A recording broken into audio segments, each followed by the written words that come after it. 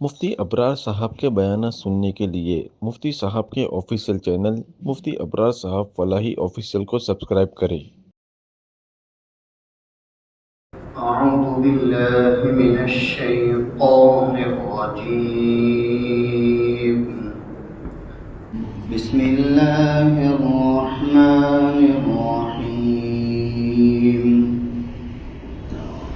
وَيَدْعُ الْإِنسَانُ بِالشَّرِّ دُعَاءَهُ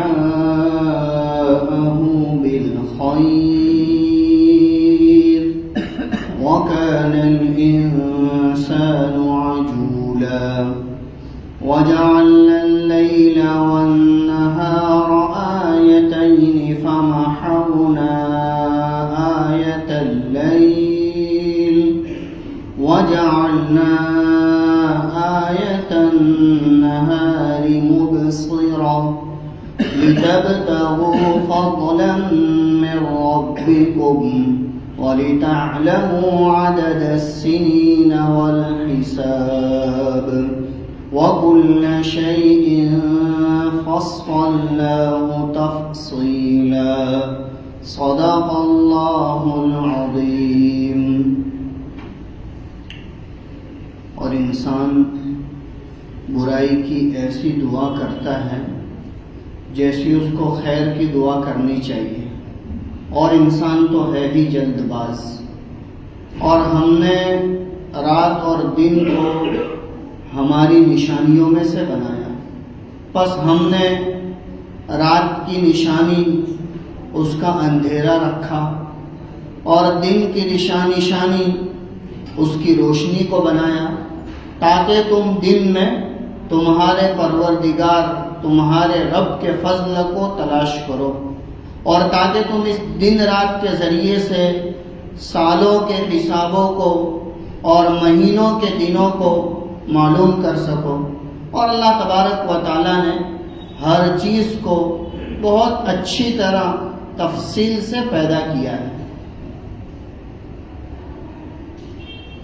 یہ سورہ بنی اسرائیل کی 11ویں اور 12ویں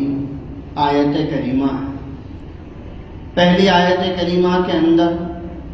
اللہ تبارک و تعالیٰ نے ایک اہم چیز کی طرف اشارہ کیا ہے، اور یہ بات ارشاد فرمائے ہیں کہ عام طور پر انسان برائی کی دعا کرتا ہے، یعنی برائی مانگتا ہے، جیسا کہ اس کو خیر مانگنی چاہیے، جیسا کہ خیر کی دعا کرنی چاہیے، اس طرح کبھی کبھی انسان شر کی بھی دعا کر دیتا ہے۔ در منصور کے اندر اس آیت کریمہ کی تفسیر میں حضرت حسن رحمۃ اللہ علیہ سے نقل کیا گیا ہے کہ یہ آیت کریمہ کی تفسیر یہ ہے کہ بسا اوقات آدمی غصے کی حالت میں یا جلد بازی کی حالت میں یا کسی کام کے برے ہونے کی وجہ سے اپنی اولاد کو، اپنے بیوی بچوں کو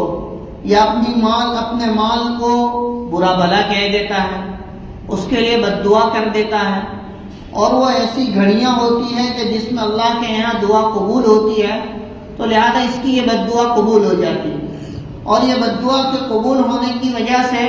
یہ پریشانی میں آ جاتا ہے، حالات میں آ جاتا ہے کہ یہ اس کے بچے پریشان ہو جاتے ہیں، اس کی بیوی پریشان ہو جاتی ہے، مال میں سے برکت ختم ہو جاتی ہے۔ کہا کہ یہ ساری چیزیں وجود میں آتی ہے تو گویا کہ یہ اپنے ہی اعمال ہے اور اپنی ہی بد دعا ہے کہ جو آدمی نے مانگی ہے۔ اسی وجہ سے حضرت جابر رضی اللہ عنہ کی ایک روایت کے اندر نقل کیا گیا کہ جناب نبی کریم صلی اللہ علیہ وسلم نے سختی کے ساتھ منع کیا کہ آدمی اپنے مال کے باب میں، اپنی اولاد کے باب میں، اپنے بیوی بچوں کے باب میں بد دعا نہ کرے۔ کہا کہ یہ بد دعا کسی ایسے وقت میں کر دی گئی کہ جو قبولیت کی گھڑی تھی، جو مقبول ہونے والی بات تھی، تو اللہ کے یہاں وہ بد دعا قبول ہو جاتی ہے، اور وہ بد دعا کے قبول ہونے کے اثرات ظاہر ہوتے ہیں۔ پھر اولاد بیماری میں آ جاتی ہے، اولاد حالات میں آ جاتی ہے، پریشانی میں آ جاتی ہے، لہذا آدمی کو چاہیے کہ وہ اپنی اولاد کو بد دعا نہ کرے۔ اس کے لیے آسان طریقہ یہ ہے کہ آدمی اپنی زندگی کے اندر یہ بات طے کر لے کہ کسی کے لیے بد دعا نہ کرے، اس میں اپنی اولاد بھی آ گئی، اپنا مال بھی آ گیا، اپنے دوست احباب بھی آ گئے، دنیا کے ہر شخص کے باب میں، ہر بشر کے باب میں انسان کو بد دعا نہیں کرنی چاہیے۔ کہا کہ یہ بد دعا کبھی مناسب موقع پر قبولیت کی گھڑیوں میں اور مقبولیت کے ایام میں واقع ہو جاتی ہے، اور وہ بد دعا اللہ کے یہاں قبول ہو جاتی ہے، جس کی وجہ سے انسان کو بہت پریشانی اٹھانی پڑتی ہے۔ اس وجہ سے اللہ تبارک و تعالی یہاں پر فرماتے ہیں کہ وَيَدْعُ الْإِنسَانُ بِالشَّرِّ دُعَاءَهُ بِالْخَيْرِ، اور انسان برائی کی دعا اس طرح مانگتا ہے جیسے اس کو خیر کی دعا مانگنی چاہیے، یعنی جس طرح خیر کی دعا مانگنے کا اللہ تبارک و تعالیٰ نے اس کو حکم دیا ہے، کہا کہ وہ خیر کی دعا تو بہت کم مانگتا ہے، کہا کہ شر کی دعا زیادہ مانگتا ہے، شر کی دعا زیادہ مانگتا ہے، جس کا ثمرہ کیا ہوتا ہے؟ کہا کہ شر کی دعا مانگنے سے نقصان اس کی ذات کا بھی ہوتا ہے، اس لیے کہ حدیث پاک کے اندر اس بات کو بھی ذکر کیا ہے کہ جب کوئی بندہ کسی مومن مسلمان کے لیے دعا کرتا ہے، کسی چیز کو مانگتا ہے، تو فرشتے اس کی دعا پر آمین کہتے ہیں اور یوں کہتے ہیں کہ وَلَكَ مِثْلَهُ، اللہ تبارک و تعالیٰ تجھے بھی ایسا ہی عطا فرماوے جیسا تو فلاں کے لیے مانگ رہا ہے، جیسا تو فلاں کے لیے مانگ رہا ہے۔ تو لہذا اس کے اثرات اس کی زندگی میں اس کو دیکھنے کو ملتے ہیں۔ کوئی آدمی اگر سفر پہ جا رہا ہے تو جانے والے کو دعا دے اور دعا کے ساتھ ساتھ اس کے لیے خیر کی دعا مانگے، کہا یہ رسول اللہ صلی اللہ علیہ وسلم کی تعلیمات میں سے کہ آپ دعا دیتے کہ استودع اللہ دینکم وامانتکم وخواتیم اعمالکم، کہ آپ حضور علیہ السلام جو ہے وہ سفر سے جانے والوں کو یا سفر سے آنے والوں کو دعا دیتے تھے، اور احادیث کے اندر اس کی بہت کثرت سے جو ہے وہ ترغیب دی گئی ہے کہ مومن بندے کے لیے آدمی دعا کرے، مومن کے لیے آدمی خیر مانگے اور اس کو اللہ تبارک و تعالیٰ کی طرف منسوب کرے، تو اللہ تبارک و تعالیٰ سامنے والے کو تو خیر عطا کرے گا ہی کرے گا، فرشتوں کی مقبول دعاؤں کی وجہ سے اسے بھی وہ خیر ملے گی، اسے بھی وہ خیر ملے گی۔ کہا کہ آدمی اپنے پڑوس کی دکان والے کے لیے دعا کرے کہ اللہ تبارک و تعالیٰ اس کا بھی کاروبار چلاوے اور اس کو بھی حلال اور پاکیزہ روزی عطا فرماوے۔ کہا کہ پڑوس والے کو تو ملے گی، اللہ تبارک و تعالیٰ اس کا کاروبار بھی چلاویں گے اور اللہ تبارک و تعالیٰ اس کو بھی برکتیں عطا فرمائیں گے۔ کہا کہ آج ہماری صورتحال کیا ہے؟ کہا کہ اس کے برعکس ہے، کہ انسان سوچتا ہے کہا کہ پڑوس والے کا ٹھپ پڑ جاوے، کہا کہ چلے ہی نہ، اور میرا ایسا دم دوکار چلے کہ جو ہے وہ سارے کے سارے گاہک یہیں آ کر کھڑے ہوئے۔ کہا کہ یہ شریعت کا اصول نہیں، شریعت تو یہ کہتی ہے کہ اللہ تبارک و تعالیٰ ہر ایک کو اس کے مقدر کی روزی دینے والا ہے، کہا کہ وہ کہیں بھی چلے جائے اس کی مقدر کی روزی اس کو ملنے والی ہے، لیکن جب انسان اپنے پڑوس والوں کے لیے دعا کرتا ہے تو اللہ تبارک و تعالیٰ اس کی بھی روزی جو ہے وہ اسی طرح چلاتے ہیں۔ کہا کہ اسلامی ملکوں کے اندر پہلے ایسی جو ہے وہ صورتحال ہوتی تھی، کہا کہ ہر دکان کے باہر ایک کرسی لگائی جاتی، جب وہ دکان کھلتی تھی صبح میں، کہا کہ ایک کرسی دکان کے باہر لگائی جاتی تھی، اور یہ اس بات کی علامت ہوتی تھی کہ ابھی ہماری جو ہے وہ ابتدا نہیں ہوئی، یعنی وہ کرسی اس وجہ سے لگائی جاتی تھی کہ ابھی ہم نے گاہکی کی ابتدا نہیں کی، جس کو اپنے بسم اللہ کہتے ہیں لیکن ابھی بسم اللہ نہیں بولی ہے۔ کہا کہ وہ کرسی جیسے ترکی کے اندر اور دوسری اسلامی ممالک کے اندر پہلے اس طرح ہوتا تھا، یہ رواج تھا لوگوں کے یہاں کہ جو دکان کے باہر کرسی لگا دو، اور وہ کرسی اس وجہ سے لگائی جاتی تھی کہ یہ علامت ہوتی تھی کہ ابھی تک ہمارے یہاں جو ہے وہ ابتدا نہیں ہوئی ہے، بسم اللہ نہیں ہوئی ہے، تو لہذا جب کسی دکاندار کے یہاں بسم اللہ ہو جاتی، وہ ابتدا کر لیتا تو وہ کرسی اٹھا کر اندر رکھ لیتا تھا، تو لہذا وہ اس کی علامت ہو گئی کہ ہماری بسم اللہ کہا کہ ہو چکی ہے۔ لہذا اب کوئی گاہک دوسرا آتا تو وہ مسلمان یہ کہتا ہے کہ دیکھو سامنے والی دکان میں تمہاری ضرورت کی چیز مل جائے گی، میرے یہاں ابھی مجھے کام ہے، یا کوئی بھی ایسا بہانہ کر کے اس کو سامنے والے کی دکان پر بھیج دیتا اور وہ وہاں سے جو ہے وہ چیز کو خرید لیتا، لہذا اس کی بھی بسم اللہ ہو جاتی، وہ بھی اپنی کرسی اٹھا کر اندر رکھ دیتا۔ کہا کہ یہ جو ہے وہ بازار کا ماحول تھا کہ ایک دوسرے کے ساتھ خیرخواہی کرنا، اس کے ساتھ اچھا سلوک کرنا، تو لہذا روایتوں میں ذکر کیا ہے کہ جب آدمی کسی مسلمان بھائی کے لیے دعا کرتا ہے تو اللہ تبارک و تعالیٰ کے معصوم فرشتے یوں کہتے ہیں وَلَكَ مِثْلَهُ، اللہ تبارک و تعالیٰ تجھے بھی وہ چیز عطا فرماوے جو تو اپنے بھائی کے لیے مانگ رہا ہے۔ لہذا یہاں پر اللہ رب العزت نے یہ بات ارشاد فرمائی کہ وَيَدْعُ الْإِنسَانُ بِالشَّرِّ دُعَاءَهُ بِالْخَيْرِ، اور انسان شر کی دعا کرتا ہے، یعنی شر کی بد دعا کرتا ہے جیسا کہ اس کو خیر کی دعا کرنی چاہیے۔ اس آیت کریمہ کی تفسیر کے اندر ایک اور بات نقل کی ہے، وہ یہ ہے کہ کفار مشرکین مکہ کے لوگ وہ اللہ کے نبی صلی اللہ علیہ وسلم کے دین کے باب میں یوں کہتے تھے کہ اللہ اگر محمد صلی اللہ علیہ وسلم کا دین سچ ہے، حق ہے، تو ہم پر پتھروں کی بارش برسا۔ کیا کہتے تھے کہ یہ دین اگر حق ہے، اللہم ان کان ھذا الحق من عندک فامطر علینا حجارۃ من السماء او ائتنا بعذاب علیم۔ یہ جو ہے وہ کلمات کہتے تھے مشرکین مکہ اور دوسرے لوگ، اللہم ان کان ھذا الحق من عندک، یہ آپ کی طرف سے اگر سچا دین ہے جو محمد صلی اللہ علیہ وسلم لے کر آئے ہیں، تو فامطر علینا حجارۃ من السماء، تو ہم پر آسمانوں سے پتھروں کی بارش برسا، او ائتنا بعذاب علیم، یا ہم پر دردناک عذاب عطا فرما۔ تو لہذا یہ بھی جو ہے وہ بد دعا ہے جو آدمی اپنے لیے مانگتا ہے، اس لیے کہ مشرکین یہ کہتے تو تھے کہ اگر آپ محمد صلی اللہ علیہ وسلم کا دین سچا ہے تو اللہ تو ہم کو ہلاک کر دے، تو اللہ تبارک و تعالیٰ تو یہ دعا قبول کرنے ہی والا ہے، اس لیے کہ اللہ تو جانتا ہی ہے کہ محمد صلی اللہ علیہ وسلم کا دین سچا ہے، اور جس دین اور مذہب پر تم لوگ چل رہے ہو مشرکین مکہ وہ غلط ہے، تو لہذا ان کے حق میں یہ بد دعا قبول ہوئی، اور اللہ تبارک و تعالیٰ نے قریش کو ختم کیا بدر کے اندر، اور اس کے بعد دوسرے موقعوں پر، اور اللہ تبارک و تعالیٰ نے ان کی سلطنت کو ختم کر دیا۔ سن 8 ہجری کے اندر مکہ مکرمہ فتح ہوا، اور اللہ کے رسول صلی اللہ علیہ وسلم جو ہے وہ بہت شان و شوکت کے ساتھ مکہ مکرمہ میں داخل ہوئے۔ تو لہذا ایک تفسیر یہ بھی کی گئی ہے کہ مشرکین مکہ